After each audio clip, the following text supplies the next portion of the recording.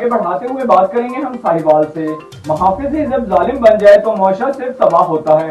سابقہ M N اے کے امیدوار مار الطاف نواز جو کہ ایک سیکیورٹی گارڈ کمپنی چلا رہے ہیں، ان کے 2 سیکیورٹی گارڈ جو کہ ڈیوٹی کر کے گھر واپس جا رہے تھے، ان سے تھانہ فتح شیر کے عملہ جو کہ جال روڈ پر ناکہ لگائے کھڑے تھے، انہوں نے گارڈز کو روکا اور ان کی تلاشی لی۔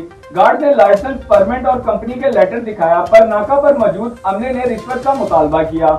سیکیورٹی گارڈ جب رشوت دینے سے انکار کیا تو انہوں نے سیکیورٹی گارڈ کا اسلحہ چھین لیا، اور جب معززین اور مقدمہ موقع کے گواہان کے ہمراہ مار الطاف نواز تھانے پہنچے تو ایک ٹی ایس آئی جو کہ مار الطاف کے علاقے کا ہی ہے، اس نے ذاتی رنجش کی بنا پر غریب گارڈ پر مقدمہ درج کروا دیا۔ میری آئی جی پنجاب، آر پی او ساہیوال اور ڈی پی او ساہیوال سے اپیل ہے کہ مجھے انصاف فراہم کیا جائے۔